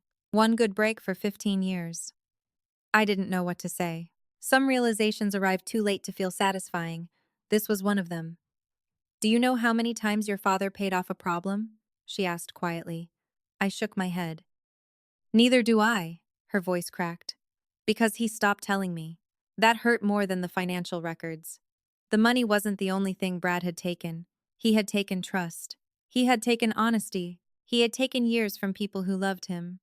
Around 6 o'clock, my father's truck finally pulled into the driveway. The moment he walked through the door, I knew something had happened. He looked like a man who had aged 5 years in one afternoon. My mother stood immediately.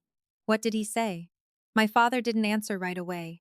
He removed a folder from beneath his arm and placed it on the table. Then he sat down. Slowly. He looked at me first, then at my mother. Finally, he spoke. He lied. The words hung in the air. Simple. Devastating. My father had spent years defending Brad against everyone: teachers, employers, creditors, relatives, friends. Now he was finally saying the one thing he never wanted to believe. My mother sat back down. About what? My father opened the folder. Inside sat copies of documents Brad had given him during the meeting: financial summaries, loan reports, projections. At first they looked legitimate. Then he showed us the dates. Numbers changed between versions. Obligations disappeared. Liabilities moved. Entire sections had been altered depending on who was receiving the report. My pulse accelerated. Where did these come from? My father laughed once. A broken laugh. Brad accidentally gave me the wrong folder. Nobody spoke, because we all understood what that meant. Brad wasn't expecting scrutiny. He wasn't expecting questions. He wasn't expecting the people protecting him to start verifying his claims. He had become careless. Dangerous people often do when they've been rescued too many times. Then my father handed me the final document. Read the last page. I did. Halfway through, I felt my stomach drop. The document referenced projected funding assumptions based on future access to property interests connected to the Josephine Carter Trust. My heart started pounding. There it was. In writing. Not ownership, not permission, assumption. Brad had built part of his financial recovery plan on the expectation that Nana's property would eventually become available. The house wasn't an opportunity. It was already part of his survival strategy. He had promised future outcomes he did not control. My father stared at the table. He bet everything on that house. Nobody moved. Nobody spoke. The truth settled over the room like a storm cloud. Years of lies. Years of excuses. Years of missing money. Years of rescue attempts. And beneath all of it sat the same reality. Brad never intended to save the family. He intended to save himself. Then my phone rang. David. The moment I answered, I knew the situation had become even worse. Maya, he said, you need to sit down. Every nerve in my body went alert. What happened? There was a long pause. Then David spoke the sentence that changed the entire investigation. One of the companies just produced records showing Chloe wasn't hiding the money. My pulse stopped. Then who was? Another pause. Longer this time. I think your brother had help. Suddenly the room felt much colder. Because if Brad had help, then someone else inside the family knew far more than they had ever admitted. The words stayed with me long after I hung up the phone. Brad had help. Not advice, not support. Help. The difference mattered. Advice happens after a mistake. Help happens during it.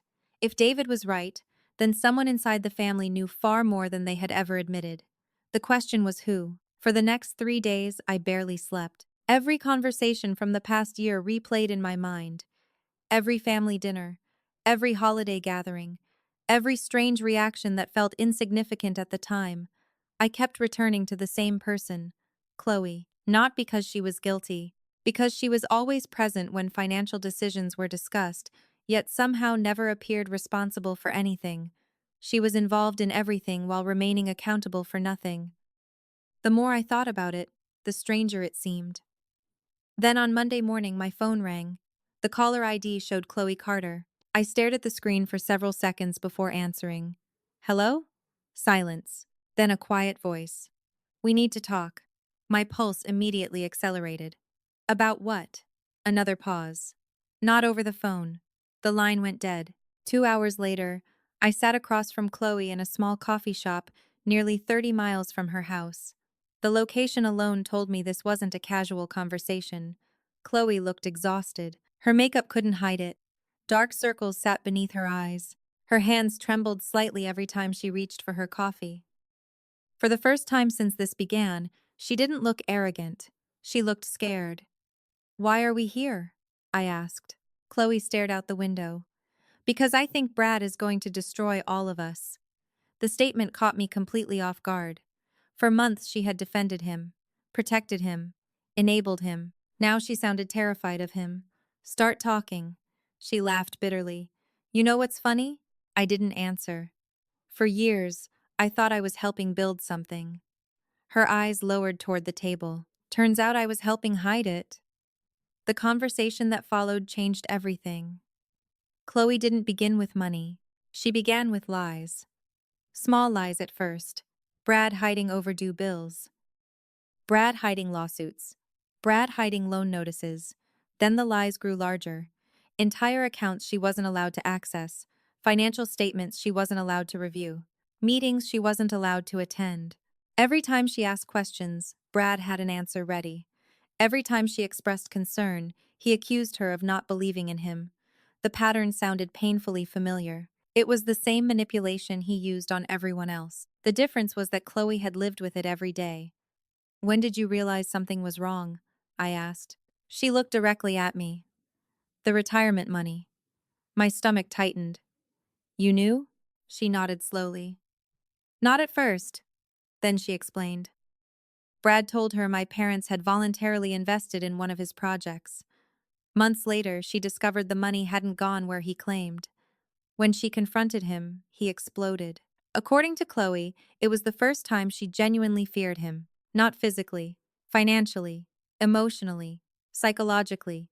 Because beneath the charm and confidence sat a man terrified of exposure. "Why didn't you leave?" I asked. She laughed again. This time there was no humor in it.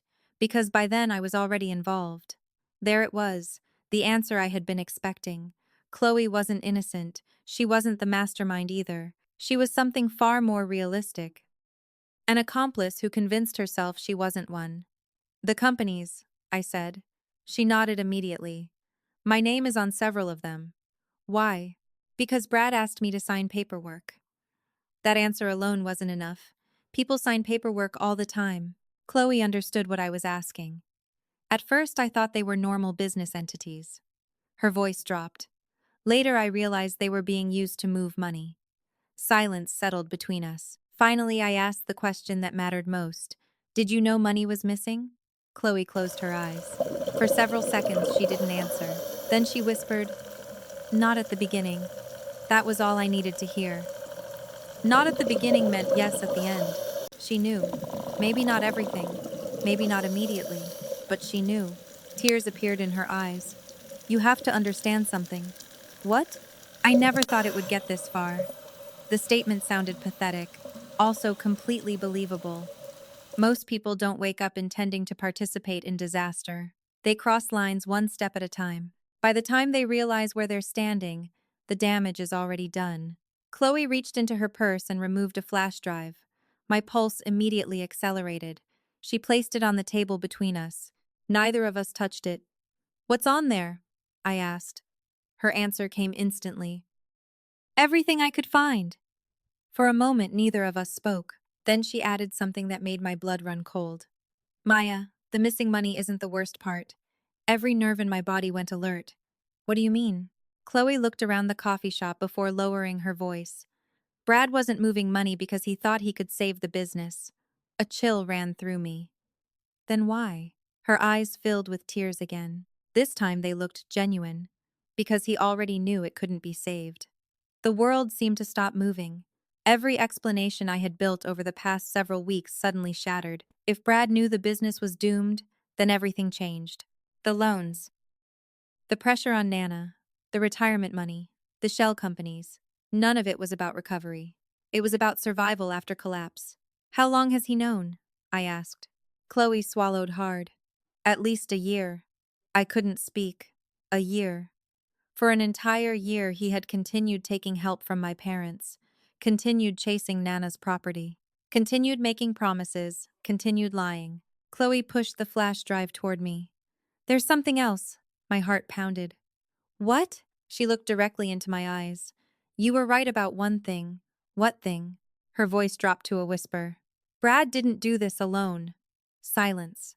Complete silence. Then she spoke the sentence that changed the entire case. "The person helping him wasn't me." My pulse exploded.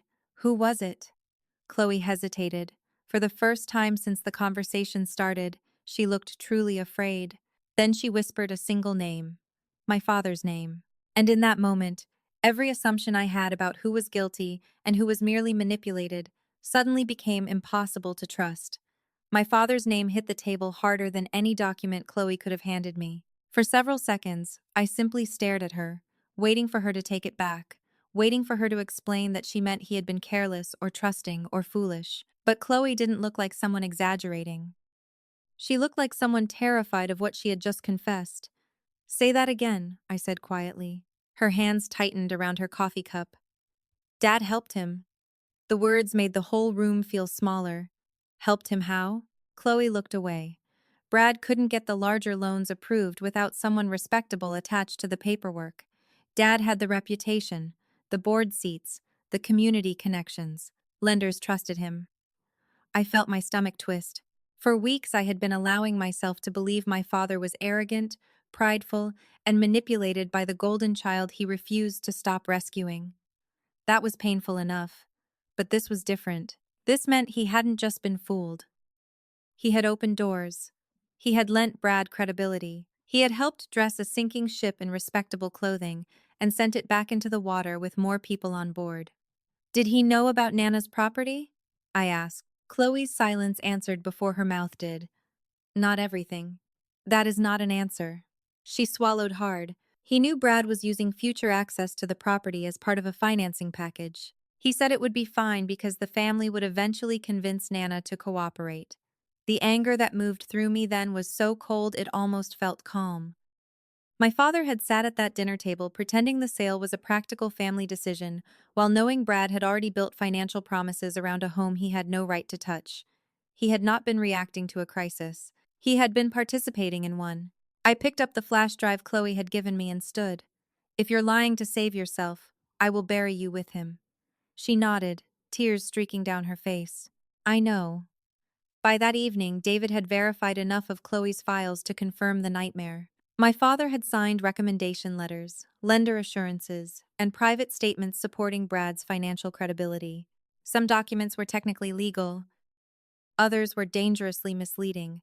None of them made him innocent. The next morning, Victor, the estate attorney, called an emergency meeting at Nana's house. My parents arrived together. My father looked stiff and pale. My mother looked confused, as if she had spent the entire night being told half-truths and trying to survive on the pieces. Brad did not come. Chloe did not come. That told me everything. My father sat across from me in Nana's living room, the same room where family birthdays, Christmas mornings, and Sunday prayers had happened for decades. Nana sat in her armchair near the window, wrapped in a blue shawl, watching her son with a sorrow that hurt worse than anger. Victor placed copies of the documents on the coffee table. "Marcus," he said, "you need to explain these." My father glanced at the pages and immediately looked away. My mother reached for one. Her eyes moved across the text. Then she looked at him. "What is this?" He didn't answer. "Marcus." Still nothing. The silence broke something in her. "Did you know?" she whispered. My father rubbed his hands together and finally said, "I was trying to keep the family from collapsing." Nana closed her eyes.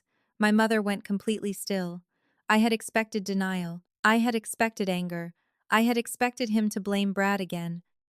Instead, he had given us the closest thing to a confession his pride would allow. "You were trying to keep your image from collapsing," I said. He snapped his eyes toward me. "You don't understand the pressure I was under." "Then explain it." His voice rose. "Do you know what it is like to spend 40 years building a name in this city? To be the family people look to? To be invited into rooms where men like me were never supposed to stand?" Nana opened her eyes and looked at him with quiet devastation. "And for that you were willing to gamble my home?" My father's face cracked. "Just slightly. I thought I could control it." That sentence destroyed the last bit of mercy I had left for him. Not I didn't know, not I was deceived. I thought I could control it. My mother covered her mouth with one trembling hand. She was hearing the truth at the same time Nana was. Her perfect husband, her respected deacon, her symbol of status and stability, had risked everything to preserve a reputation that was already rotting underneath. Victor leaned forward. "You understand what happens now?" My father looked at him. "What happens now?" "I am formally documenting attempted pressure against the trustee and the beneficiary of this trust. Maya will be requesting protective restrictions. You will have no contact with Josephine regarding the property. No meetings. No calls. No intermediaries. My father stood abruptly. You cannot cut me off from my own mother. Nana spoke before anyone else could. He can if I ask him to. My father turned toward her like she had slapped him. Mom. Her voice trembled, but it did not break. I gave you life, Marcus. I gave you shelter. I gave you every chance to become a better man than this. And you looked at the house your father and I built and saw collateral. My mother started crying softly. My father looked around the room as though searching for one ally and finding none. Then desperation changed shape. It moved from guilt to rage. Fine, he said. Protect your precious house. But when this family is dragged through court, when the church hears, when the boards hear, when every person in Atlanta finds out we are connected to Brad's collapse, don't pretend you are innocent. You are choosing public humiliation over family unity. Nana's face hardened. No, I am choosing truth over rot. The room went silent. That was the moment my father finally understood she was done protecting him. Not angry. Done. My mother stood slowly. She looked at him like she was seeing a stranger who had been wearing her husband's face for years. You let me defend him, she said. You let me attack Maya. My father didn't answer. You let me sit at that table and call this a family decision while you knew Brad had already used the house in his financing story. Her voice cracked. You made me part of it, he whispered. Vivian. She stepped back from him. Don't. For the first time in my life, my mother did not move toward my father when he looked wounded. She moved away. That hurt him more than anything I had said. The meeting ended with paperwork, signatures, and legal boundaries. My father left alone. My mother stayed behind for nearly an hour, sitting silently in the kitchen while Nana stared out the window. No one knew how to comfort anyone. Some betrayals are too large for immediate comfort. That evening, after Victor left, I found Nana in my grandfather's old workshop behind the house. She stood near his workbench with one hand resting on the scarred wood.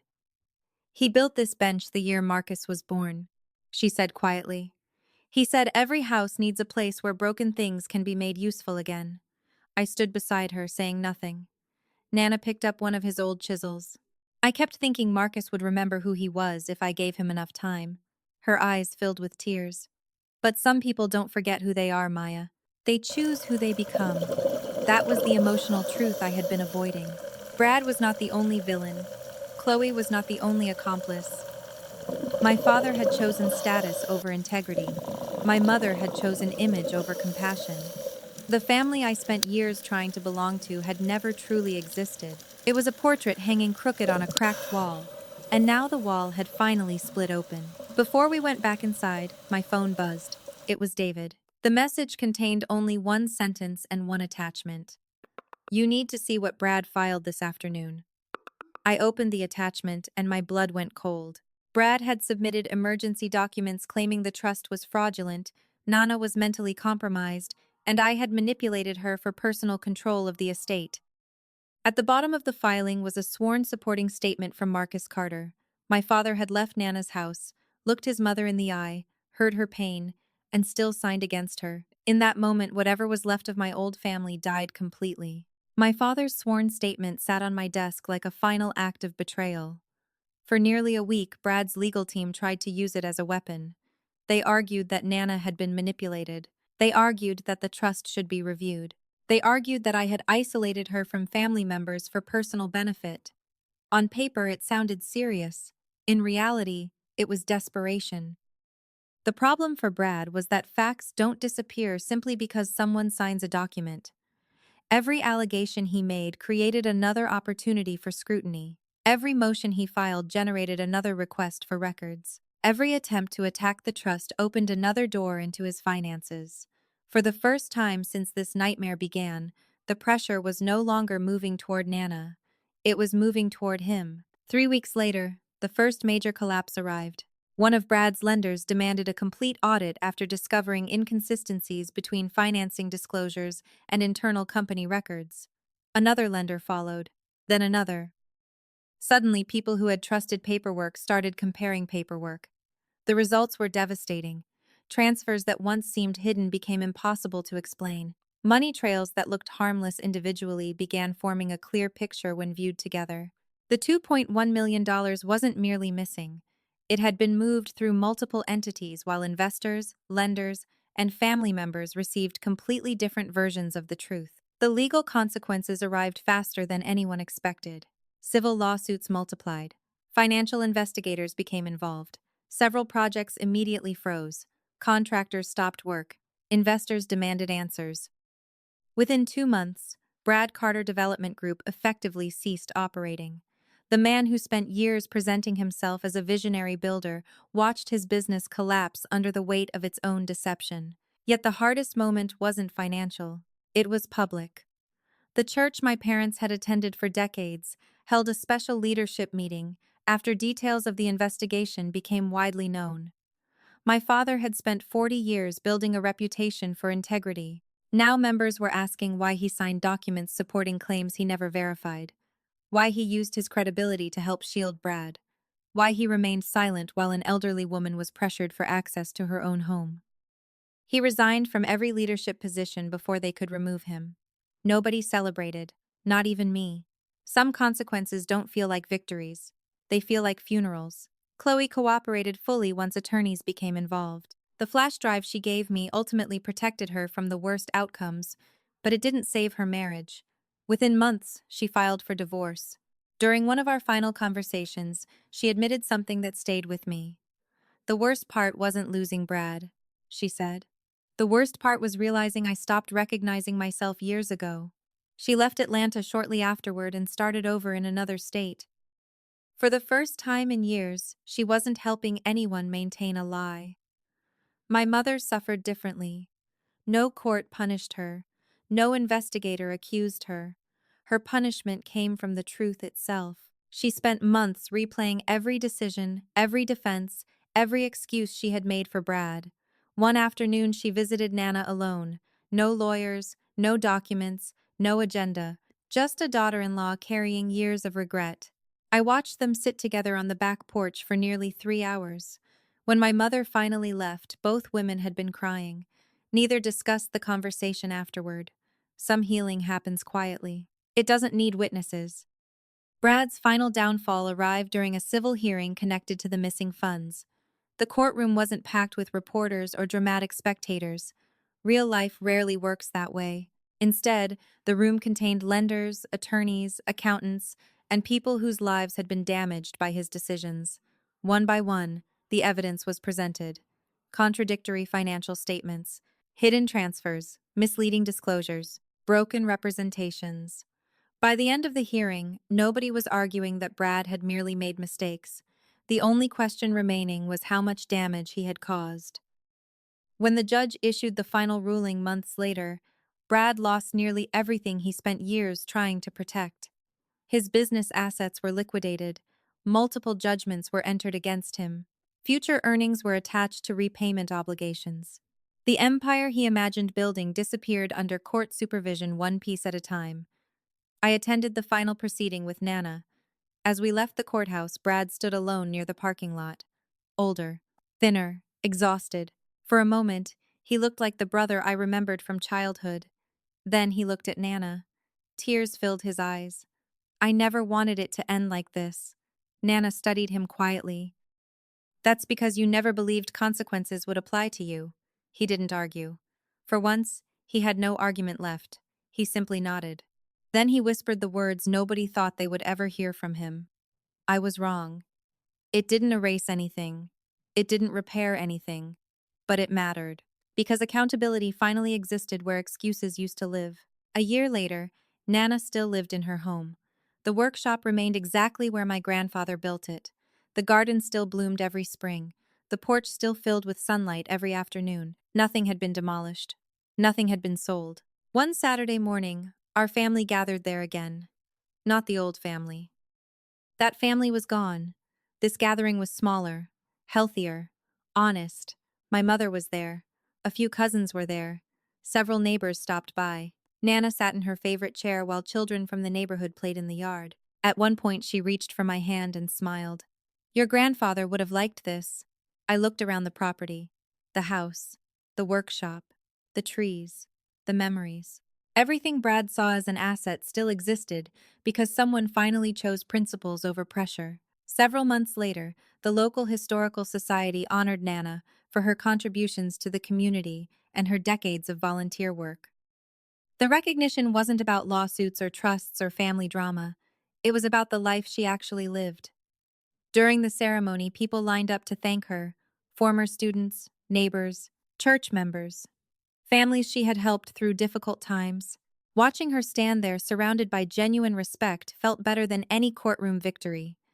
Some people spend their lives chasing money and lose everything that matters. Others spend their lives helping people and discover they were wealthy all along. After the ceremony ended, Nana squeezed my hand and laughed softly.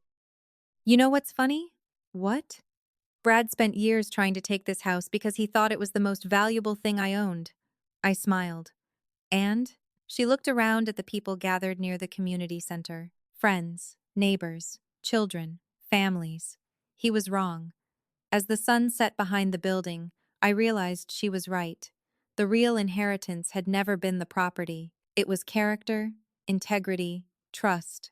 The things that survive when money disappears. Brad lost his fortune. My father lost his reputation. Chloe lost her marriage. All of them paid consequences that matched the choices they made. But Nana kept her home. My mother earned a second chance. And for the first time in years, I stopped fighting. Justice had finally arrived, not because everyone got what they wanted, because everyone got what they earned. And standing beside my grandmother as she smiled at the life she had protected, I knew something with absolute certainty. The journey had been painful, the betrayal had been real, but the ending was worth it. Justice was served,